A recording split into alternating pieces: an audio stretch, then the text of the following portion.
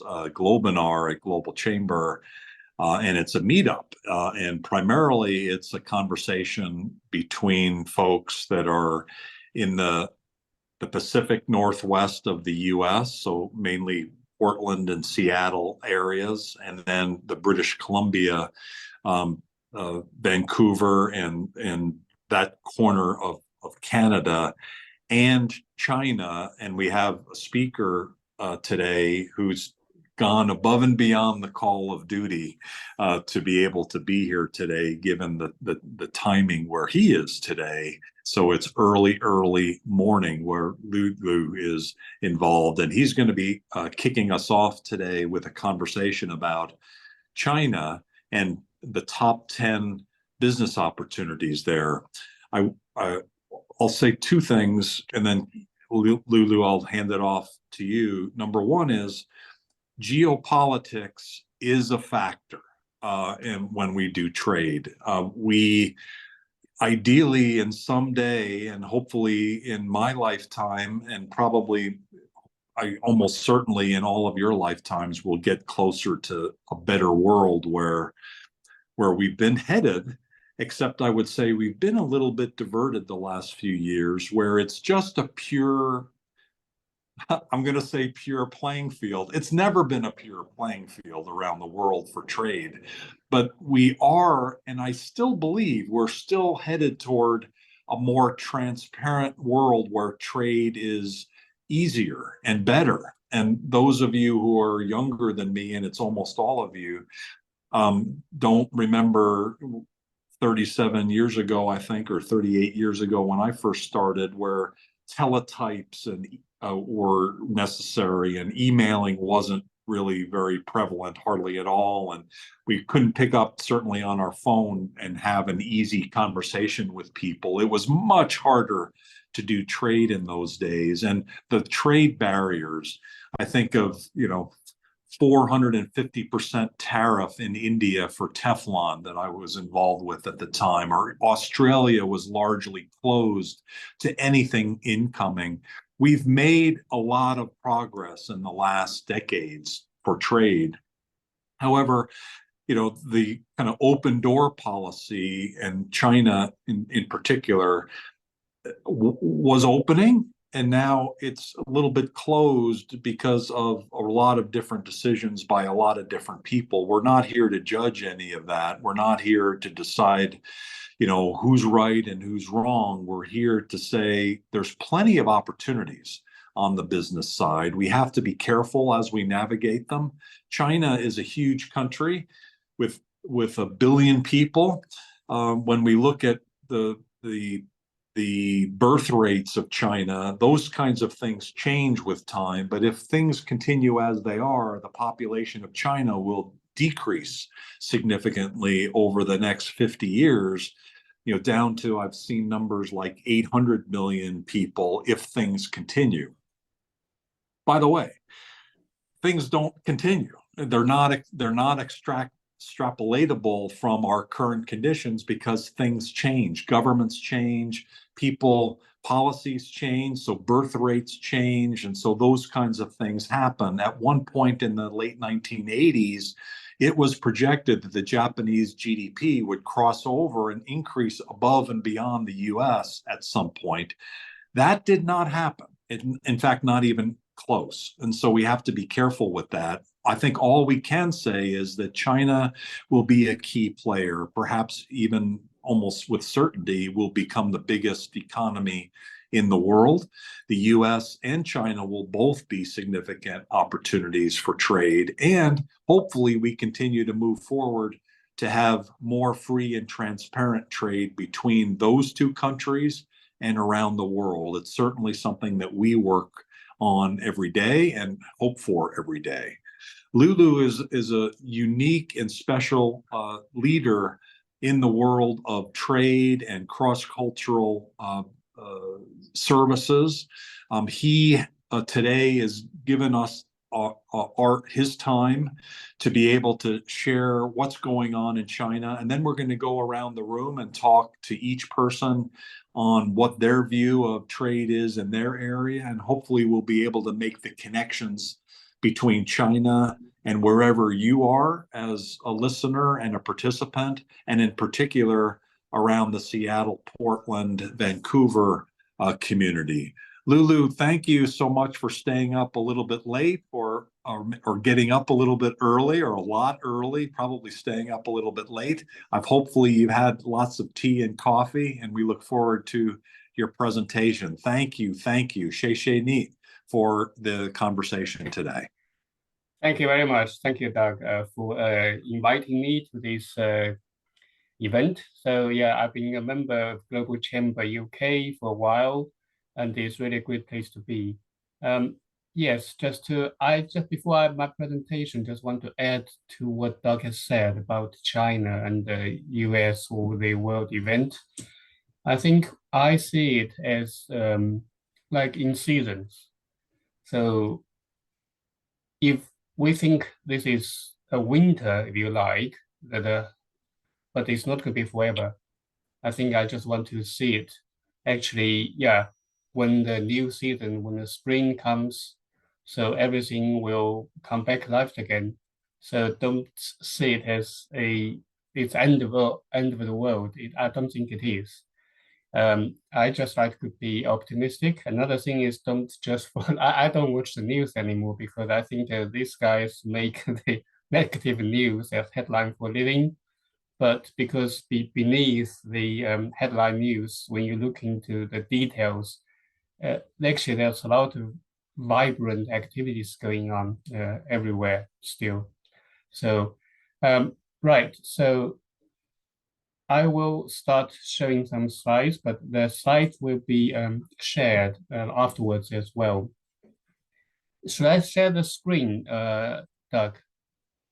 What do you want me to do?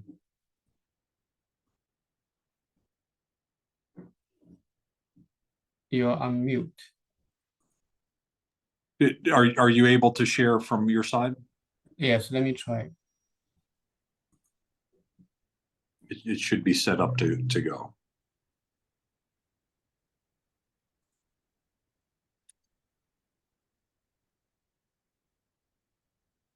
I like your analogy around seasons as well, that it's, as Shirzad Chamine says, everything is a gift, and hopefully we'll learn from this and continue to make progress. A little bit of a help here. Oh, I found it. Sorry. Okay, cool. Especially.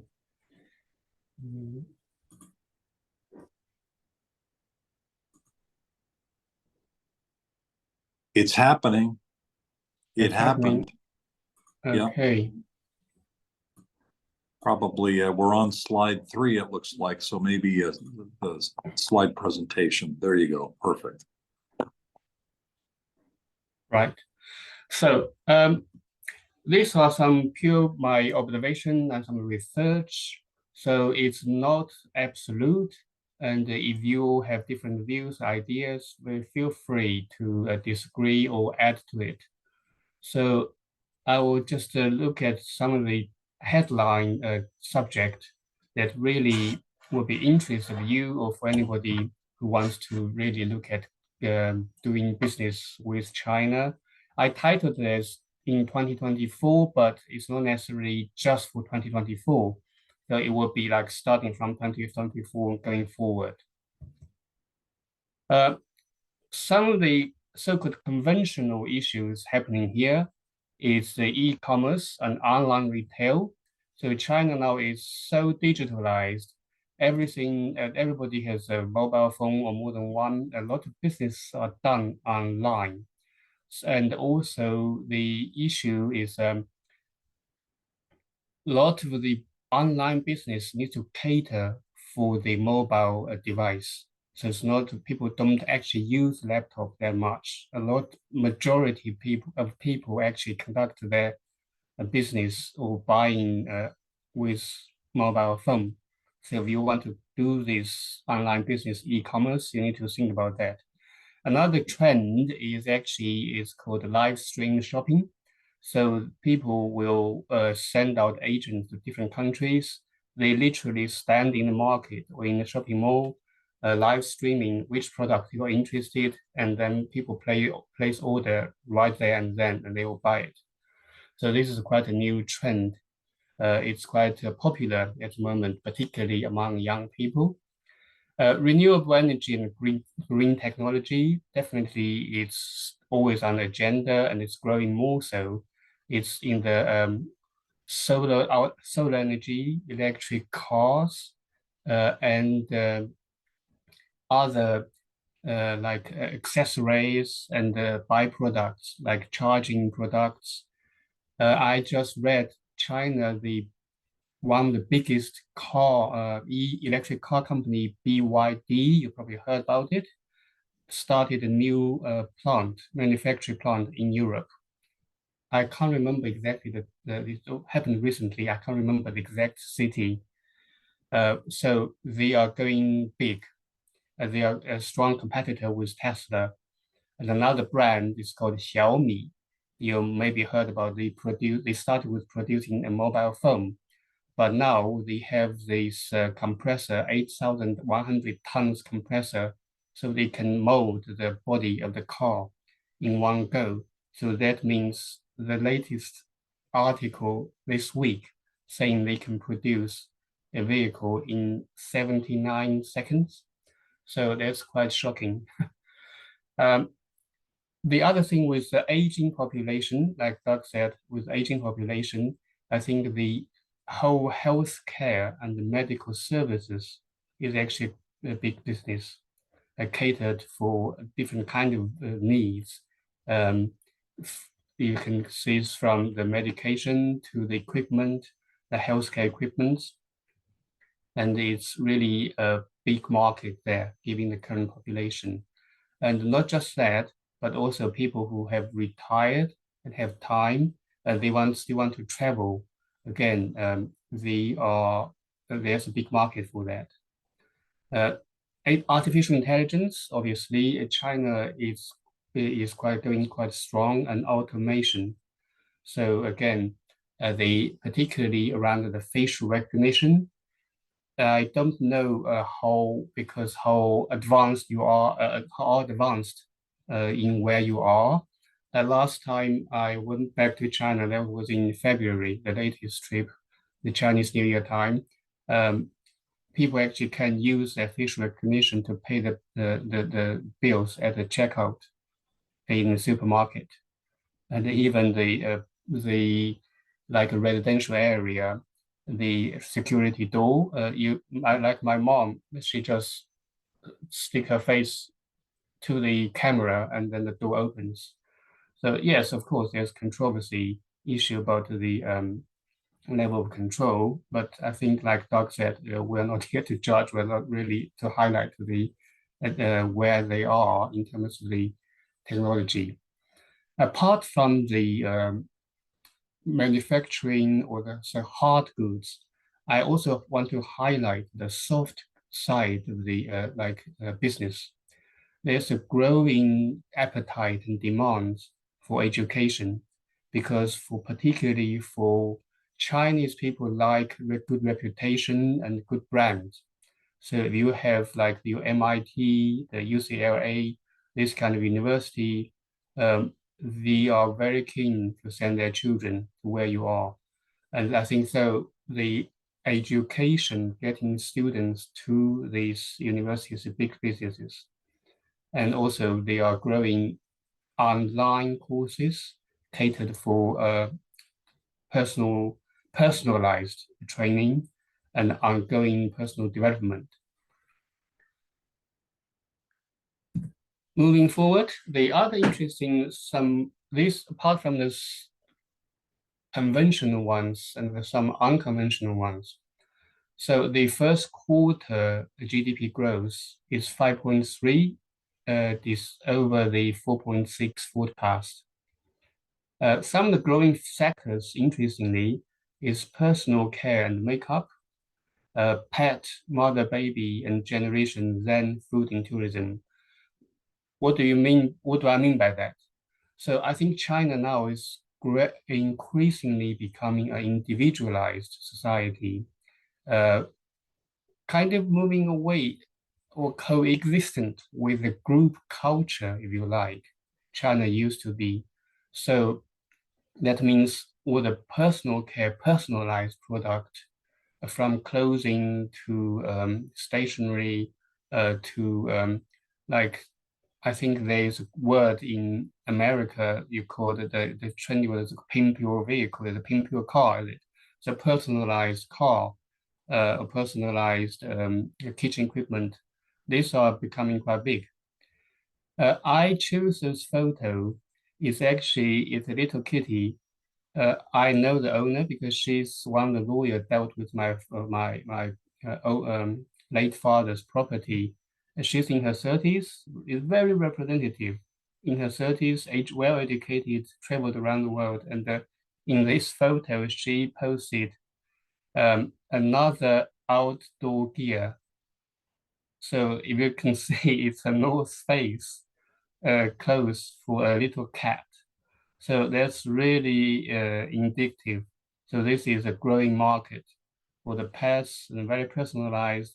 And the last time I went to China, I also saw in the restaurant two young girls dressed up in this Japanese cartoon costume and pushing a stroller. I think the American word is stroller, but with a baby doll inside. It's not a real baby. So, and my sister said to me, have a look at this. All these things, the stroller, the baby doll, they're all customized. It costs tens of thousands of Chinese money. So these are the growing market there. A mother and a baby, obviously, again, big market. But I think people are becoming more demanding, more personalized items, not just your um, one size fits all. I think Doug probably can recall that China, the clothing used to be my father, my mom's generation, they used to be wearing one design, one color, blue. So it's quite phenomenal. What we have now is very personalized.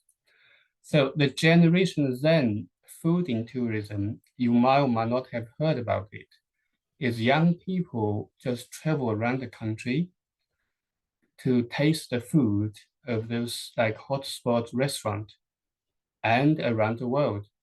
So they will post their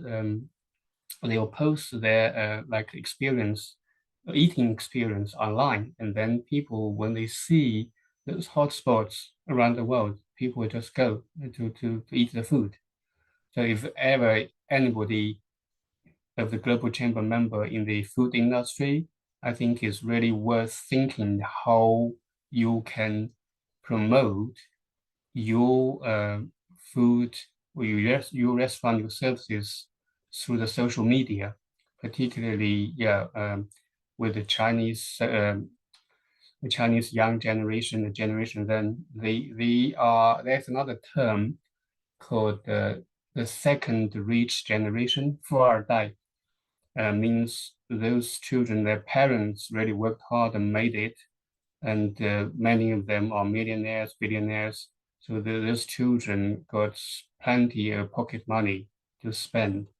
So this so-called generation then food in tourism. And I was in Paris last week with my wife just for a short break.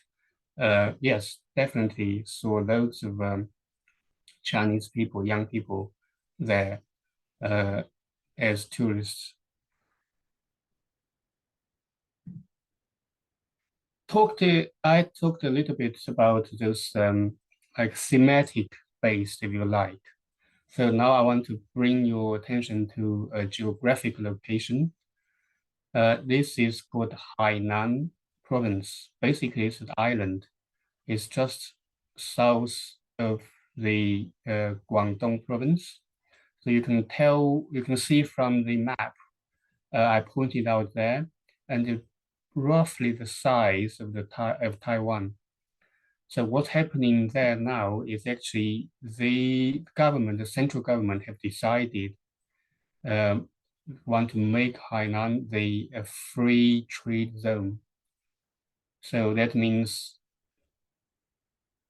all the exemptions from import duties, forex trading, international data transfer are facilitated. Products have the 30% local added value can be shipped to mainland China without tariff. What they're trying to do there is some of you probably have been to the city called Shenzhen. If you look up, just slightly up of where Hainan is, Shenzhen used to be a fishing village. A few decades later, this is a metropolis. So what we are trying to do with Hainan is instead of city, they want to make this whole province size of Taiwan, like Shenzhen. So if you haven't been, I think it's really worth going. But in terms of China, it's not just Hainan. I think the whole China is hungry for cooperation and investment, because I was exchanging messages with one of my high school classmates in Kunming. So if I use my mouse, it's over here, Kunming. That's where I grew up. It's from called Yunnan province. I always joke with people that if you look at the map of China, it looks like a big chicken. So I come from the chicken's bottom. So it's Kunming. So when I was talking to my classmate this afternoon, he is now a board chair of an industrial investment company registered with 52. I think the amount of the registered company is 52 billion Chinese yuan.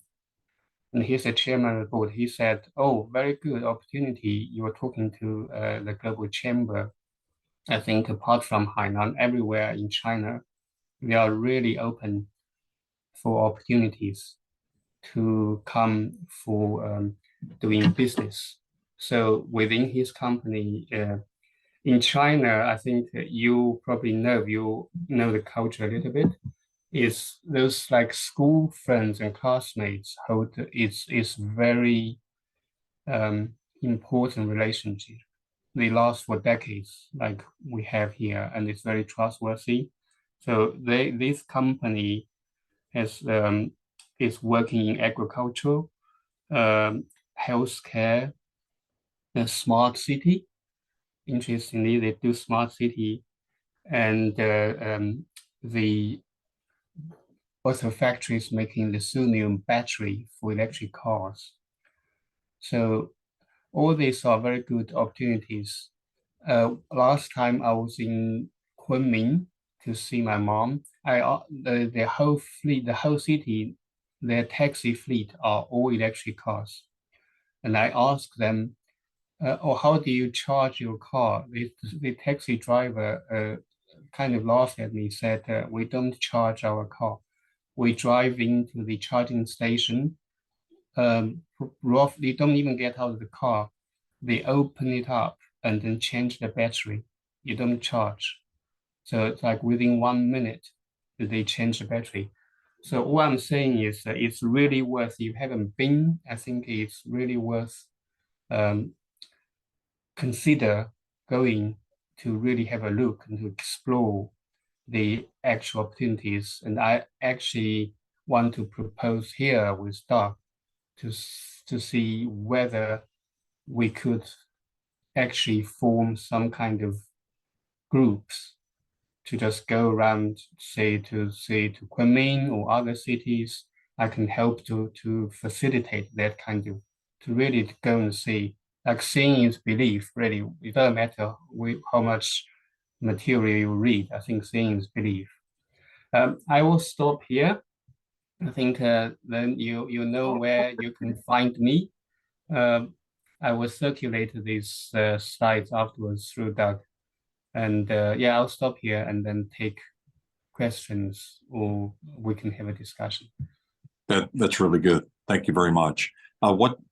What questions or thoughts do people have? Am I frozen? Let's see. I'm frozen on my end. You're good on this end. Okay, I've got. Okay, good. Any thoughts or questions? Do any of you, are you more engaged with China? You know, I will say that David Adamora for Global Chamber Vancouver was not able to attend today. He did leave me some notes. And as I think many of you know, Vancouver is a very active with trade with China. A lot of immigrants from China, particularly, I would guess, from Hong Kong. I don't know the details of that Not specific. necessarily, not Really? necessarily. I think there's a big portion also from mainland. Okay. Actually, a younger sister of my another high school classmate, she lives in Vancouver, and the kind of goods she can buy, I always joke with her, I said, you might as well just like live in Kunming. You can buy anything. Whatever they have in Kunming in China, they have it in Vancouver. So Okay. it's quite extraordinary. Great to know. Recently, we had a presentation on Shanghai, very specifically, and it was more broad-based by Claire Shao of Invest Shanghai, which was outstanding. If you're interested in hearing that, please let me know. It's on our website or it's on the YouTube channel, and we can help direct you to find that. Really great presentation. Let's keep going around the room. And Lulu, are you available to hang on for the next? Of course. Okay, I'm all here. okay. We're planning to go for about a half hour more, and then we'll end in the meeting. But there's some other leaders in the room that I want to make sure we hear from. And particularly, let's go to Seattle. If you don't mind, and there's a couple speakers here, Tamina and Troy, both are kind of coming at that market from somewhat different angles. But Troy, you've been a member of Global Chamber for a bit longer, and I know you've got the event that you're involved with or the trade mission that you're involved with in Germany as well. You're very tied into the startup community in the region. Would you like to say a few words about what's going on from your perspective in Seattle and the region, and any other comments you'd like to either add or supplement regarding trade with China? Sure. Thanks, Doug. Lulu, thanks for the presentation. Good to meet everybody. So, Troy DeFrank, based in Seattle, run a small trade and investment consulting firm called G3. Most of our clients are economic development agencies, so government agencies that are promoting trade and investment, particularly with the Northwest, and then sometimes the US broadly. So a lot of our clients are in Canada, Western Europe. We do some work in the Caribbean as well as East Asia. So yeah, kind of get a broad, obviously global kind of perspective on a lot of things.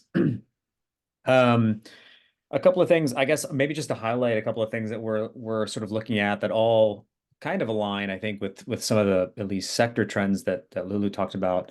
You mentioned the aerospace delegation, so yeah, we're doing some work for the German government and putting together an aerospace, broadly aerospace. So could be UAVs, could be space, delegation to Germany from June 10th through the 13th. I think we have a couple of slots left. If anyone knows any aerospace companies that might be interested in that, would love to talk to them or share some info. A couple of partners, including Microsoft, are doing an AI innovation showcase in Seattle on June 10th and 11th. And that is really focused on bringing corporate innovation and corporate scouts from globally to Seattle to kind of look at the ecosystem here. Again, all around artificial intelligence and machine learning. So, you know, Seattle's got a pretty, not surprisingly, a pretty strong sort of hub with Microsoft being based here. They've sort of come to the forefront on the AI side, and so they're putting this event together for the first time. So should be interesting. And then we're working with the Korean government on a green tech showcase that is June 4th, and that's over in Bellevue, just across the lake from Seattle. That's just a 1-day program, but we'll have some Korean startups kind of talking about their technology. I think there's a focus around maritime or ocean tech, and then some of the cross-border collaboration opportunities and challenges that they've seen. So those are three I just wanted to highlight. Some really good, I think, kind of globally focused events, all in relevant topics here, taking place in Seattle over the next month and a half. So I wanted to call those out. I guess to loop it back to you, Lulu, my one question would be if you had any perspective or comments on some of the demographic challenges that I think we keep hearing about in around China. So I wouldn't say I'm an expert in it by any means, but certainly have heard about population decline and what that might mean kind of in the mid to long term for China over the next few decades. And certainly it has massive kind of global repercussions, I think, just in supply chains and supply and demand of all kinds of things. So curious if you have any perspective on that, or kind of what the feeling is in China around sort of demographic shifts in the population there. Yeah, thank you very much. I think just some very crude thoughts. I think the population, interestingly, definitely is aging population on the one hand, and then but the Chinese government actually really stopped the one-child policy a few years back. The challenge is actually not everybody wants to have children, because the cost of having children is becoming so high in China. It's ridiculously high. It's actually higher than sometimes if you compare even with in the UK. I don't know about US, because everybody wants to go send their children to even from kindergarten. You have good kindergarten, the ordinary kindergarten. So every step of the way you have to pay additional money. So from the workforce wise, that means they will have implication in due course. The workforce probably will shrink. At the moment, the retirement age in China is still very young. So ladies can retire at 50. So, and then a man depends on your kind of type of job, government or not government. So 60 is men. So that means they have to, in a way, they have to make room for the growing, the young people come along. But on the other hand, you have quite a large portion of people, they are in their 50s, 60s, still very capable, but they can't do much about it with the experience they have. I think this is very underutilized, this group. Plus the mentality, I think they are still at their peak of their performance, but then it's very underutilized. So if they can be absorbed or utilized through some kind of platform, like your kind of company or the services we are doing, can be quite fruitful, because they are also a group of that group of people have reached in China. It's all about guanxi, it's about social connection. So you're going with young people, they don't have that much kind of powerful and people in high place, but this group is actually quite worth connecting with. Yeah. In China, there's a phrase called use the leftover heat. It's like when you have a cold, they're still warming, they're still warm. So yeah, use the leftover heat from them. Thank you for your comments on that. That's wild. Troy, the Microsoft event that you talked about, is it a Microsoft event? Is that the one, the June 10th and 11th? Microsoft, I think, is the sponsor, so I don't think they're the organizers. The organizers is called Tech Alliance. They're here. I'm actually going to send links to for everybody on those if they want to check them out. Cool. That would be great. Thank you. Tamina, you have been through a lot here recently. You work with a lot of different organizations on the global side as well because of all of your connectivity there. Congratulations on your work. what are you seeing in the market now? What are some of the things that we should be looking out for, and what are your perspectives? Thank you so much for taking the time to join us today. Well, thank you so much for the kind words and making sure that I didn't miss this. I'm excited to connect with Troy and maybe talk some more. I'm an immigration attorney in Seattle, Washington. My law firm is Watson Immigration Law. I help businesses primarily with expanding into the United States with their visa issues.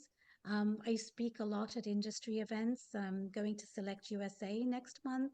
I was at Select USA. Thank you so much, Doug, for a lot of the connections in Mexico. What I want to, and I don't want to miss telling you that I have a book that is a visa guide that is absolutely. It's an amazing book. Thank you, Doug. It's absolutely a huge benefit to businesses that are trying to do cross-border work, bring their employees, or expand themselves into the United States. It's a one-stop shop for understanding what those visas are and how you can use them. And so, what do I want to tell you? The things that you don't hear in the news is what I want to tell you when it comes to immigration.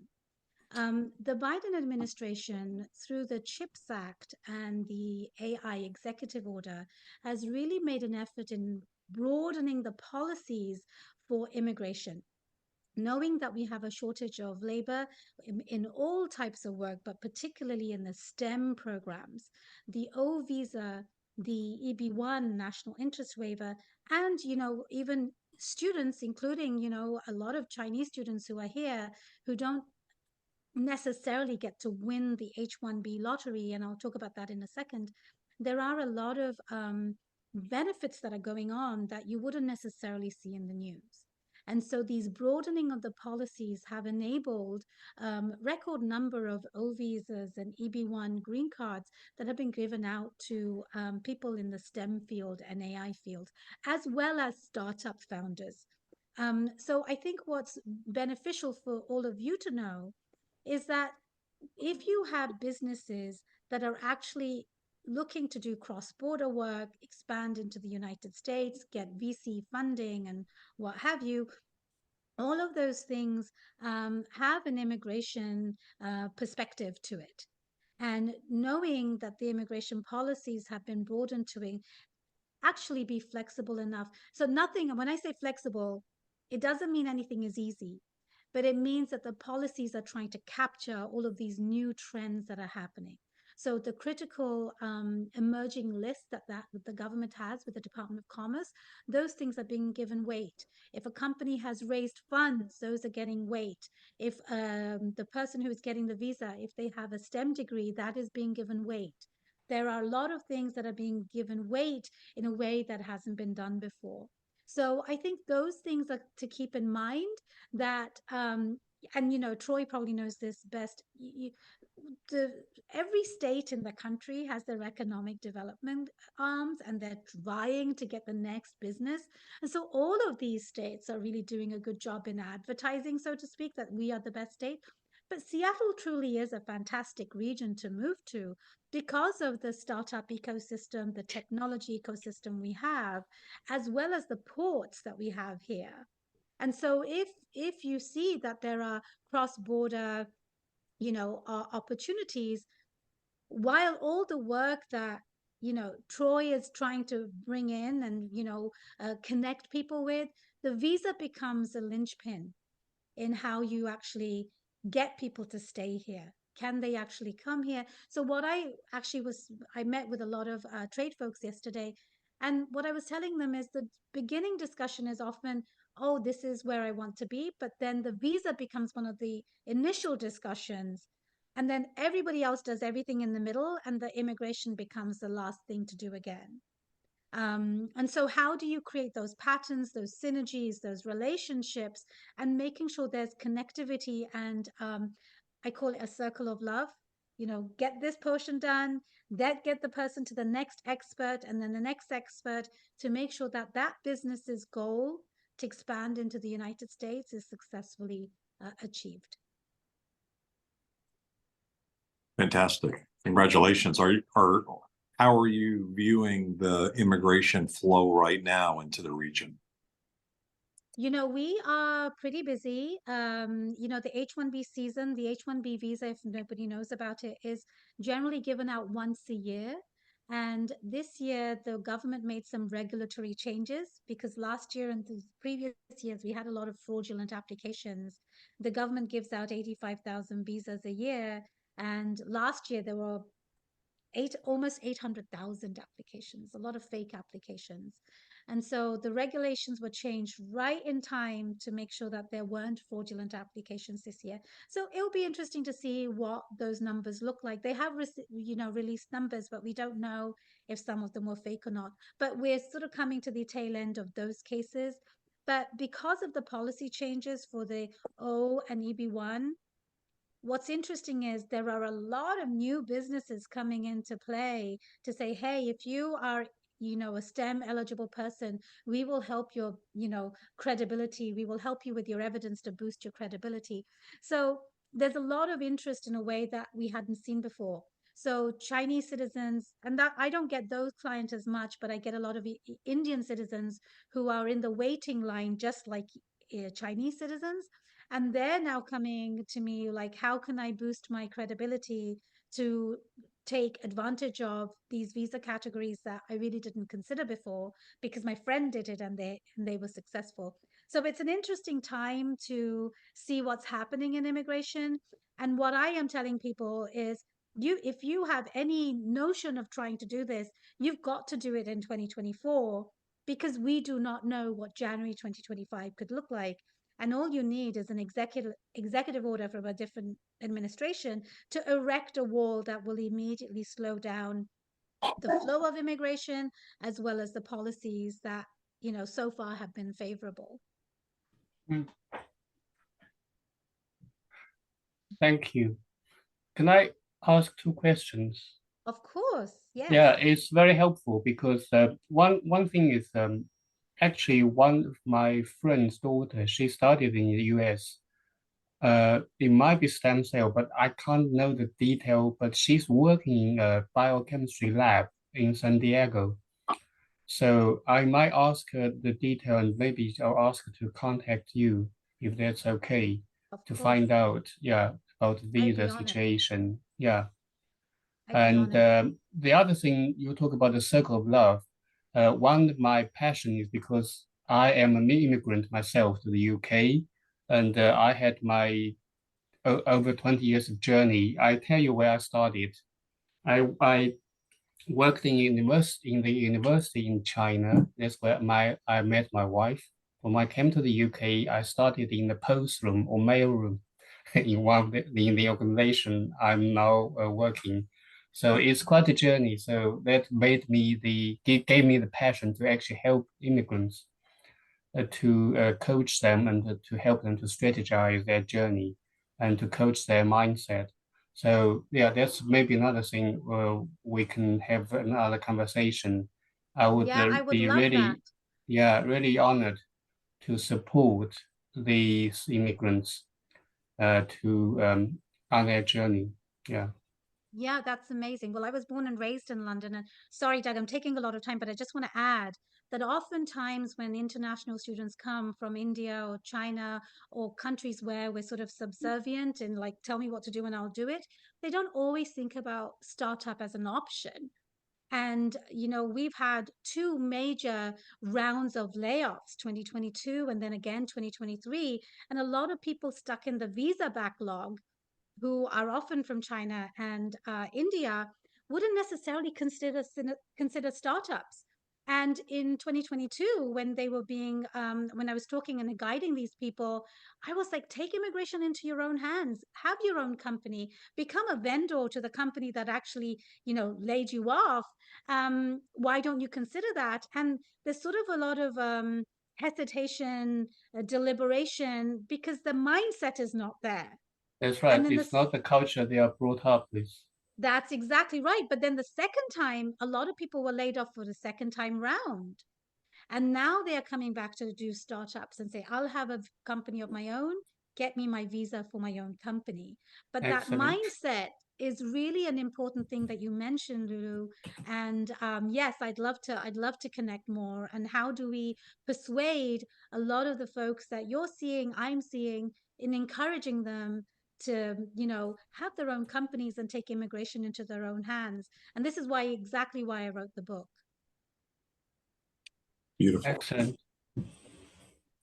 Great collaboration opportunity. One of the things, and I forgot to mention this, Troy, when you were speaking, I think we've connected you to Joanna Moore, right? The aerospace lady in Seattle.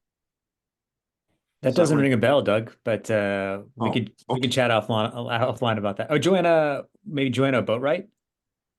No, it's Okay. her name is Joanna Moore. So she actually was going to be calling in today, but she's in Zurich today. So it's she Lulu took move forward after midnight, but Joanna was not able to do that. So we should get you connected. That'd be great. She's amazing in her breadth of aerospace knowledge and the industry. She's from Eastern Europe, particularly Poland originally, so kind of the cluster in Eastern Europe.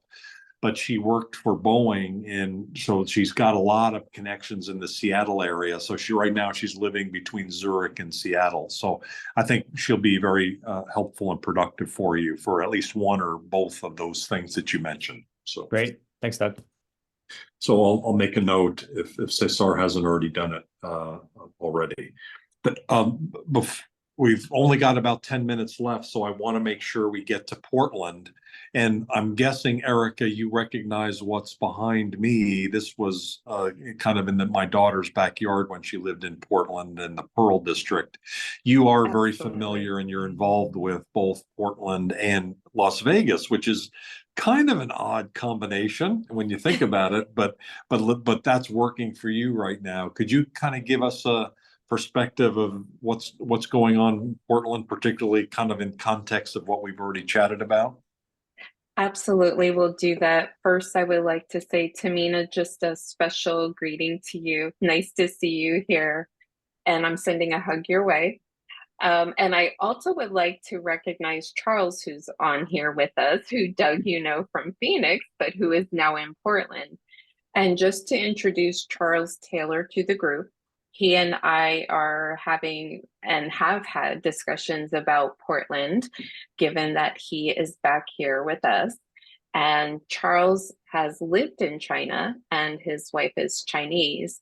So it will be nice for us to have discussions about companies that we can collaborate with through people that he may know or his wife may know in terms of business here. And Lulu, I don't have a question for you, but between you and Tamina, like that circle of love, you know, this support group, it will be really good for us to continue conversations, because I feel that one of my focuses this year is on working with businesses, especially international businesses that are coming to set up on the West Coast, and to help that process, to have resources for them to do so with the mindset that people come here to have, you know, when their children are being educated in the United States and they're starting a business, and I assist them on the property acquisition side as well. But with that said, as far as Portland, there are so many pieces to this dynamic city that I see. Oh, you dropped off. Something happened with your sound. Oh, I'm so sorry. Now it's One working. sec.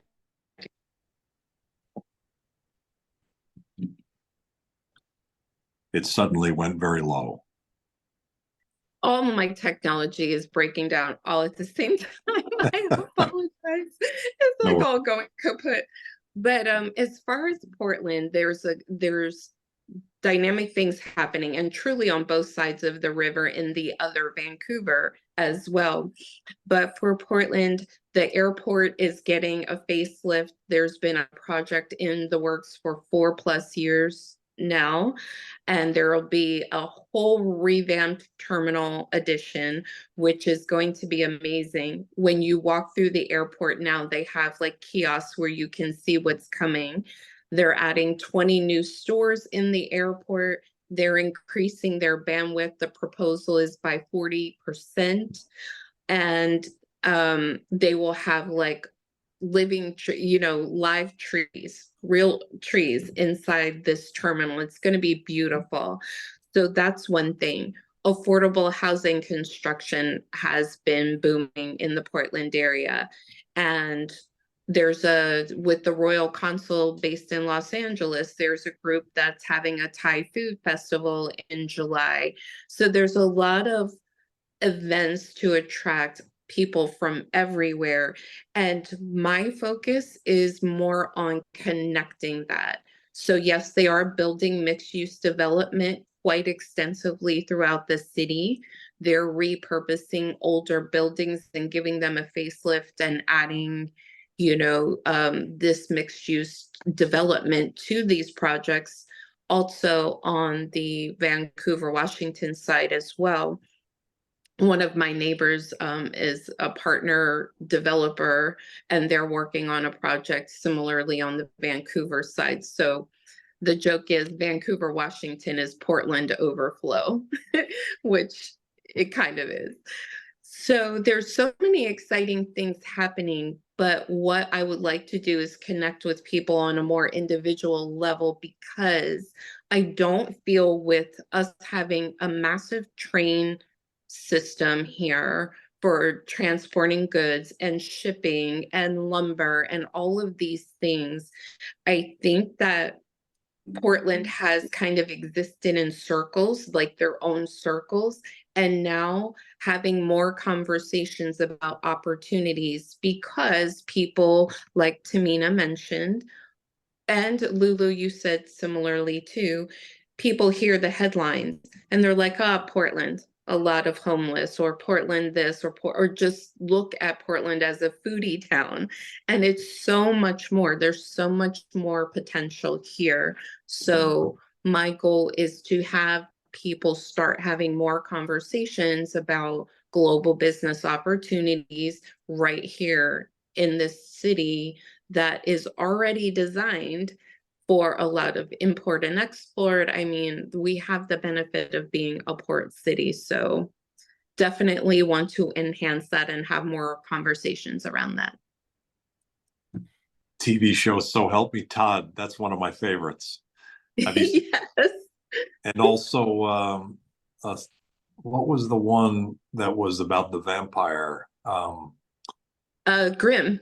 Grimm, of course. Yeah, Grimm. And actually, when my daughter lived in Portland, the actor lived in her building at the Wyatt and the Pearl. And she knew him going up and down the elevator. And there were lots of stories related to that.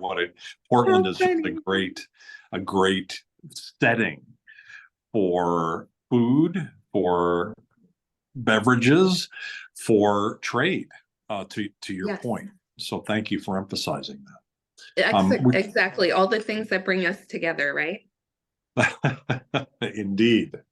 A really good point. And rainy weather, so that we have to get together inside and talk to each other. Exactly. It helps the coffee business and the tea business. That does not hurt, for sure. So thank you for sharing. Before we Absolutely close the room, I want to give everybody an opportunity to make a closing comment. But I want to first thank the key speakers here. Lulu, for staying up late and giving us just a great overview, and we'll distribute your presentation out to all the folks here today. I want to thank both Troy and Tamina in the Seattle area. I'd like to thank David Adamora, who in Vancouver, who's our global advisor there, who talked about Innovate BC and how that's changing the community there in a positive way, and also helping to connect to China. And we're putting together an international event for Vancouver, more specific. So watch more for that. If you're not connected to David yet, please let us know, and we're happy to make that connection. And then, of course, Erica, thank you for all that you do, whether it's in Vegas at that NASBITE event that you did, or there in Portland, such an important city.